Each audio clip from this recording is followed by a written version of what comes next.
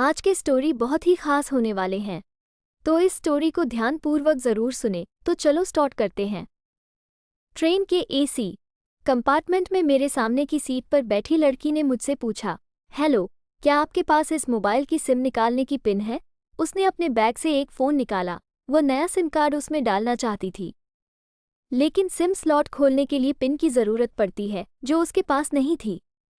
मैंने हाँ में गर्दन हिलाई और अपने क्रॉस बैग से पिन निकालकर लड़की को दे दी।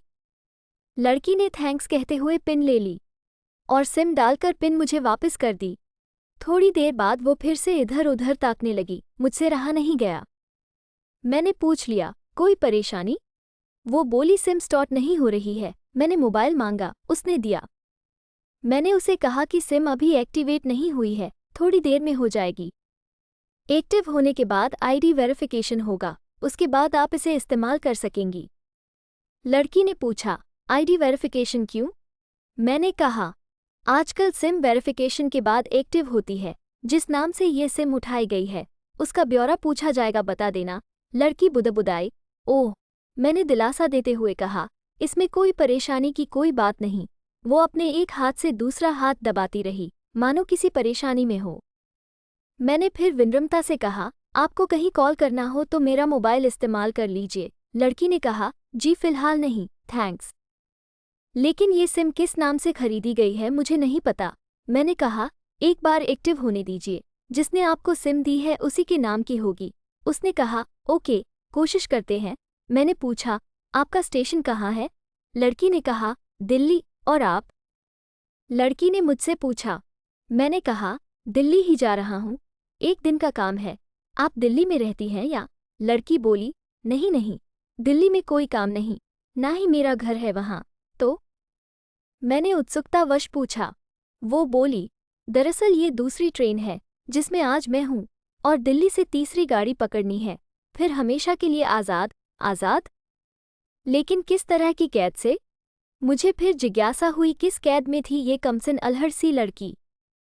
लड़की बोली, उसी कैद में थी जिसमें हर लड़की होती है, जहाँ घरवाले कहे शादी कर लो, जब जैसा कहे वैसा करो। मैं घर से भाग चुकी हूँ। मुझे ताज्जुब हुआ, मगर अपने ताज्जुब को छुपाते हुए मैंने हंसते हुए पूछा, अकेली भाग रही हैं आप? आपके साथ कोई नजर नहीं आ रहा? वो बोली, अकेली नहीं, साथ में है कोई। कौन? मेरे प्रश्न खत्म नहीं हो रहे थे। दिल्ली से एक और ट्रेन पकड़ूंगी, फिर अगले स्टेशन पर वो जनाब मिलेंगे, और उसके बाद हम किसी को नहीं मिलेंगे। ओह, तो ये प्यार का मामला है? उसने कहा, जी। मैंने उसे बताया कि मैंने भी लव मैरिज की है। ये बात सुनकर वो खुश हुई, बोली, वाओ, कैसे, कब? लव मैरिज की बात सुनकर वो मुझसे बात करने में रुचि लेने लगी। मैंने कहा, कब, कैसे, कहाँ? वो मैं बाद में बताऊंगा, पहले आप बताओ आपके घर में कौन कौन है? उसने होशियारी बरतते हुए कहा, वो मैं आपको क्यों बताऊं? मेरे घर में कोई भी हो सकता है, मेरे पापा माँ भाई बहन, या हो सकता है भाई ना हो सिर्फ बहनें हो, या ये भी हो सकता है कि बहनें ना हो और 2-4 गुस्सा करने वाले बड़े भाई हो। मतलब मैं आपका नाम भी नहीं पूछ सकता। मैंने काउंटर मारा। वो बोली, कुछ भी नाम हो सकता है मेरा, टीना, मीना, रीना, कुछ भी। बहुत बातूनी लड़की थी वो। थोड़ी इधर उधर की बातें करने के बाद उसने मुझे टॉफ़ी दी, जैसे छोटे बच्चे देते हैं क्लास में। बोली, आज मेरा बर्थडे है। मैंने उसकी हथेली से टॉफ़ी उठाते बधाई दी और पूछा, कितने साल की हुई हो? वो बोली, 18। मतलब भागकर शादी करने की कानूनी उम्र हो गई आपकी। वो हंसी। कुछ ही देर में काफ़ी फ्रैंक हो चुके थे हम दोनों, जैसे बहुत पहले से जानते हो एक दूसरे को। मैंने उसे बताया कि मेरी उम्र 35 साल है, यानी 17 साल बड़ा हूँ। उसने चुटकी लेते हुए कहा, लग तो नहीं रहे हो। मैं मुस्कुरा दिया। मैंने उससे पूछा, तुम घर से भागकर आए हो, तुम्हारे चेहरे पर चिंता के निशान जरा भी नहीं है। इतनी बेफिक्री मैंने पहली बार देखी। खुद की तारीफ सुनकर वो खुश हुई, बोली, मुझे उन जनाब ने, मेरे लवर ने पहले से ही समझा दिया था कि जब घर से निकलो तो बिल्कुल बिंदास रहना, घरवालों के बारे में बिल्कुल मत सोचना, बिल्कुल अपना मूड खराब मत करना, सिर्फ मेरे और हम दोनों के बारे में सोचना, और मैं वही कर रही हूँ। मैंने फिर चुटकी ली। कहा, उसने तुम्हें मुझ जैसे अनजान मुसाफिरों से दूर रहने की सलाह नहीं दी? उसने हंसकर जवाब दिया, नहीं। शायद वो भूल गया होगा ये बताना। मैंने उसके प्रेमी की तारीफ करते हुए कहा, वैसे तुम्हारा बॉयफ्रेंड काफ़ी टैलेंटेड है। उसने किस तरह से तुम्हें अकेले घर से रवाना किया, नई सिम और मोबाइल दिया, 3 ट्रेन बदलवाई ताकि कोई ट्रैक ना कर सके। Very talented person. लड़की ने हामी भरी, बोली बहुत टैलेंटेड है वो, उसके जैसा कोई नहीं। मैंने उसे बताया कि मेरी शादी को 10 साल हुए हैं, एक बेटी है 8 साल की और एक बेटा 1 साल का। ये देखो उनकी तस्वीर। मेरे फ़ोन पर बच्चों की तस्वीर देखकर उसके मुंह से निकल गया, सो क्यूट। मैंने उसे बताया कि ये जब पैदा हुई तब मैं कुवैत में था, एक पेट्रो कंपनी में बहुत अच्छी जॉब थी मेरी, बहुत अच्छी सैलरी थी। फिर कुछ महीनों बाद मैंने वो जॉब छोड़ दी और अपने ही कस्बे में काम करने लगा। लड़की ने पूछा, जॉब क्यों छोड़ी? मैंने कहा, बच्ची को पहली बार गोद में उठाया तो ऐसा लगा जैसे मेरी दुनिया मेरे हाथों में है। 30 दिन की छुट्टी पर घर आया था, वापस जाना था लेकिन जा ना सका। इधर बच्ची का बचपन खर्च होता रहे, उधर मैं पूरी दुनिया कमा लूं तब भी घाटे का सौदा है। मेरी 2 टके की नौकरी, बचपन उसका लाखों का। उसने पूछा, क्या बीवी बच्चों को साथ नहीं ले जा सकते थे वहां? मैंने कहा, काफ़ी टेक्निकल मामलों से गुजरकर एक लंबे समय के बाद रख सकते हैं, उस वक्त ये मुमकिन नहीं था। मुझे दोनों में से एक को चुनना था, आलीशान रहन सहन के साथ नौकरी या परिवार। मैंने परिवार चुना अपनी बेटी को बड़ा होते देखने के लिए। मैं कुवैत वापस गया था लेकिन अपना इस्तीफा देकर लौट आया। लड़की ने कहा, वेरी इम्प्रेसिव। मैं मुस्कुराकर खिड़की की तरफ देखने लगा। लड़की ने पूछा, अच्छा आपने तो लव मैरिज की थी ना, फिर आप भागकर कहाँ गए? कैसे रहे और कैसे गुजरा वो वक्त? उसके हर सवाल और हर बात में मुझे महसूस हो रहा था कि ये लड़की लकड़पन के शिखर पर है, बिल्कुल नासमझ और मासूम छोटी बहन सी। मैंने उसे बताया कि हमने भागकर शादी नहीं की और ये भी है कि उसके पापा ने मुझे पहली नज़र में सख्ती से रिजेक्ट कर दिया था। उन्होंने आपको रिजेक्ट क्यों किया? लड़की ने पूछा। मैंने कहा, रिजेक्ट करने का कुछ भी कारण हो सकता है, मेरी जाति, मेरा काम, घर परिवार, बिल्कुल सही। लड़की ने सहमति दर्ज कराई और आगे पूछा, फिर आपने क्या किया? मैंने कहा, मैंने कुछ नहीं किया, उसके पिता ने रिजेक्ट कर दिया, वहीं से मैंने अपने बारे में अलग से सोचना शुरू कर दिया था। खुशबू ने मुझे कहा कि भाग चलते हैं। मेरी वाइफ का नाम खुशबू है। मैंने 2 टूक मना कर दिया। वो 2 दिन तक लगातार जोर देती रही कि भाग चलते हैं। मैं मना करता रहा। मैंने उसे समझाया कि भागने वाले जोड़े में लड़के की इज्जत पर कोई खास फर्क नहीं पड़ता, जबकि लड़की के पूरे कुल की इज्जत धुल जाती है। भगाने वाला लड़का उसके दोस्तों में हीरो माना जाता है, लेकिन इसके विपरीत जो लड़की प्रेमी संग भाग रही है वो उल्टा कहलाती है। मोहल्ले के लड़के उसे चालू कहते हैं। बुराइयों के तमाम शब्दकोश लड़की के लिए इस्तेमाल किए जाते हैं। भागने वाली लड़की आगे चलकर 60 साल की वृद्धा भी हो जाएगी, तब भी जवानी में किए उस कांड का कलंक उसके माथे पर से नहीं मिटता। मैं मानता हूं कि लड़का लड़की को तौलने का ये दोहरा मापदंड गलत है, लेकिन हमारे समाज में है तो ये नज़रिया गलत है, मगर सामाजिक नज़रिया यही है। वो अपने नीचे का होंठ दांतों तले पीसने लगी।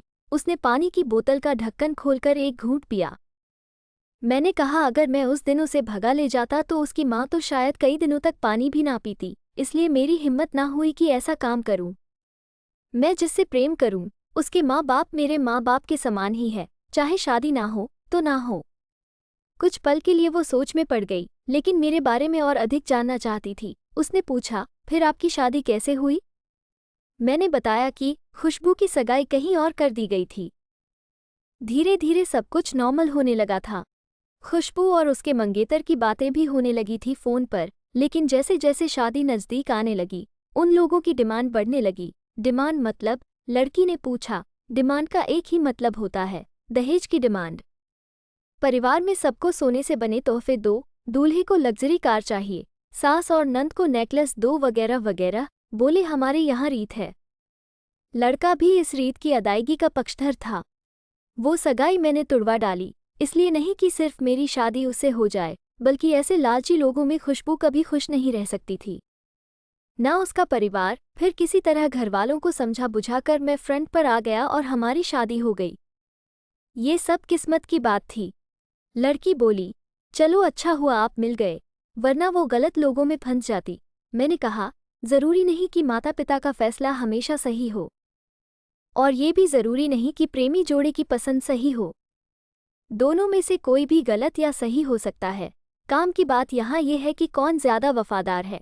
लड़की ने फिर से पानी का घूंट लिया और मैंने भी। लड़की ने तर्क दिया कि हमारा फैसला गलत हो जाए तो कोई बात नहीं, उन्हें ग्लानि नहीं होनी चाहिए। मैंने कहा, फैसला ऐसा हो जो दोनों का हो, बच्चों और माता पिता दोनों की सहमति, वो सबसे सही है। बुरा मत मानना, मैं कहना चाहूँगा कि तुम्हारा फैसला तुम दोनों का है, जिसमें तुम्हारे पेरेंट्स शामिल नहीं है। ना ही तुम्हें इश्क का असली मतलब पता है अभी। उसने पूछा, क्या है इश्क का सही अर्थ? मैंने कहा, तुम इश्क में हो, तुम अपना सब कुछ छोड़कर चली आई, ये सच्चा इश्क है। तुमने दिमाग पर जोर नहीं दिया, ये इश्क है। फायदा नुकसान नहीं सोचा, ये इश्क है। तुम्हारा दिमाग दुनियादारी के फितूर से बिल्कुल खाली था। उस खाली जगह में इश्क का फितूर भर दिया गया। जिन जनाब ने इश्क को भरा, क्या वो इश्क में नहीं है? यानी तुम जिसके साथ जा रही हो वो इश्क में नहीं, बल्कि होशियारी हीरोगिरी में है। जो इश्क में होता है वो इतनी प्लानिंग नहीं कर पाता है, 3 ट्रेनें नहीं बदलवा पाता है, उसका दिमाग इतना काम ही नहीं कर पाता। कोई कहे मैं आशिक हूँ और वो शातिर भी हो, ये नामुमकिन है। मजनू इश्क में पागल हो गया था, लोग पत्थर मारते थे उसे। इश्क में उसकी पहचान तक मिट गई। उसे दुनिया मजनू के नाम से जानती है, जबकि उसका असली नाम कैस था, जो नहीं इस्तेमाल किया जाता। वो शातिर होता तो कैस से मजनू ना बन पाता। फरहाद ने शीरी के लिए पहाड़ों को खोदकर नहर निकाल डाली थी और उसी नहर में उसका लहू बहा था, वो इश्क था। इश्क में कोई फकीर हो गया, कोई जोगी हो गया, किसी मांझी ने पहाड़ तोड़कर रास्ता निकाल लिया। किसी ने अतिरिक्त दिमाग नहीं लगाया, चालाकी नहीं की। लालच, हवस और हासिल करने का नाम इश्क नहीं है। इश्क समर्पण करने को कहते हैं, जिसमें इंसान सबसे पहले खुद का समर्पण करता है, जैसे तुमने किया। लेकिन तुम्हारा समर्पण हासिल करने के लिए था, यानी तुम्हारे इश्क में लालच की मिलावट हो गई। लकड़ी अचानक खो सी गई। उसकी खिलखिलाहट और खिलंदड़ापन एकदम से खामोशी में बदल गया। मुझे लगा मैं कुछ ज्यादा बोल गया, फिर भी मैंने जारी रखा। मैंने कहा, प्यार तुम्हारे पापा तुमसे करते हैं, कुछ दिनों बाद उनका वजन आधा हो जाएगा। तुम्हारी माँ कई दिनों तक खाना नहीं खाएगी, ना पानी पिएगी। जबकि आपको अपने आशिक को आजमा कर देख लेना था। ना तो उसकी सेहत पर फर्क पड़ता, ना दिमाग पर। वो अक्लमंद है, अपने लिए अच्छा सोच लेता। आजकल गली मोहल्ले के हर तीसरे लौंडे लपाटे को जो इश्क हो जाता है, वो इश्क नहीं है। वो सिनेमा जैसा कुछ है, एक तरह की स्टंटबाजी, डेयरिंग, अलग कुछ करने का फितूर, और कुछ नहीं। लड़की का चेहरे का रंग बदल गया। ऐसा लग रहा था वो अब यहाँ नहीं है, उसका दिमाग किसी अतीत में टहलने निकल गया है। मैं अपने फ़ोन को स्क्रॉल करने लगा, लेकिन मन की इंद्री उसकी तरफ थी। थोड़ी ही देर में उसका और मेरा स्टेशन आ गया। बात कहाँ से निकली थी और कहाँ पहुँच गई?